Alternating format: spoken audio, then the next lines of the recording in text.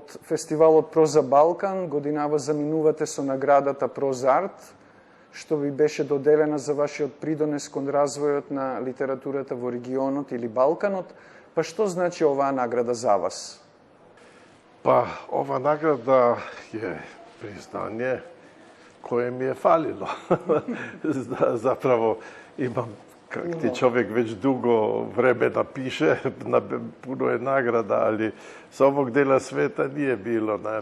Иако су мои книги преведене на свете језике, не само у Македонiji, него у свим земljama око вас, у Албанiji, Srbiji, Turskoj i tako dalje. Tako da, ja sam vesel jer imam osjećaj da sam nekako više kod kuće kao što sam bio prije ovde.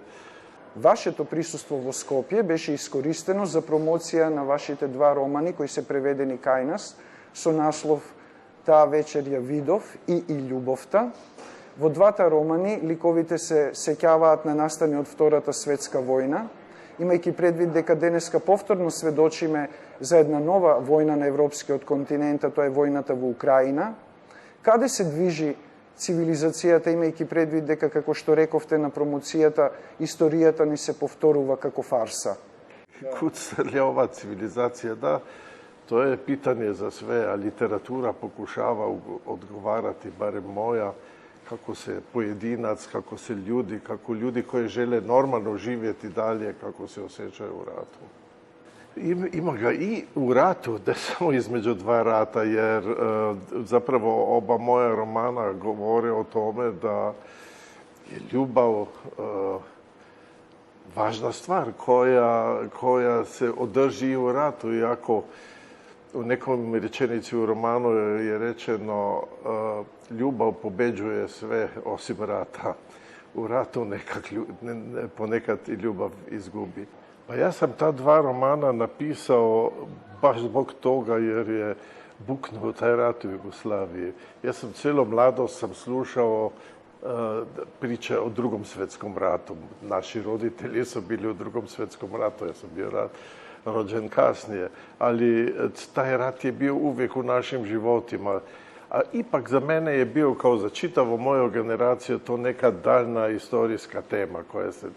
Dok se nije desilo to u Jugoslaviji. 1991. Onda sam bio i u Sarajevo i onda su nadolazile to što sam sve poslušao u mladosti. Odlučio sam se pisati o onom ratu, ne u jugoslovanskom ratu, nego rat koji je nešto što je permanentno izgleda u našem životu. Kao da je premirje jedno vreme između dva rata. Покрај тоа што пишувате, вие сте познати како активист за човекови права и гласен критичар на општествените политики. Како би го објасниле тоа? Зошто е во вас потребата да бидете присутни во јавниот дискурс не само како писател, туку и како активист? Дали е тоа поради фактот што литературата има ограничена моќ да делува за подобрување на светот или нешто друго е посреди? Ja mislim da književnost neposredno ne učinkuje. To je neki dugački put do ljudskih srca i razuma i tako dalje. Aktivizam je naravno ima neposredni učinak. Ja sam uvijek napravio granicu između toga kada pišem literaturu ili kada se umješavamo u političke stvari, u stvari za ljudska prava, demokratiju i tako dalje. Tada sam napisao esej ili članak ili nešto tako. Nisam ja nikada sa literaturom, sa svojim tekstovima pledirao. Iako su imali, recimo, neke moje drame, jedno su igrali ovdje u Skopju, imale taj učinak jer su govorile o nekom represivnom aparatu i osjećaju u atmosferi inkvizicije nekakve i tako dalje. No ja sam najviše se time bavio 80 godinama i prije, imao sam i poteškoća zbog toga. A poslije i 90-im, kad su nastala ta nova društva i kod vas i kod nas, pisao sam mnogo o tim novim tranzicijskim društvama u čitavoj istočnoj Europi, najviše u Sloveniji, naravno. Onda sam odustao tamo prije 10-15 godina, rekao sam da su to zapravo neki donkihotski poslovi i ostao sam samo kod literature. Nema više vremena da se bavim tim menjanjem sveta, jer malo se bojim da nisam imao velikog uspjeha.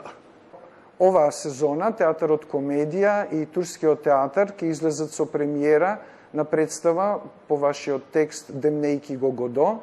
Самиот наслов е парафраза на познатата драма на абсурдот на Семјуел Бекет Чекајки го Годо. И во вашата драма е присутен абсурдот како жанр, па што ви инспирираше да ја напишете? Pa to je jedna mala replika zapravo na veliki tekst apsurda.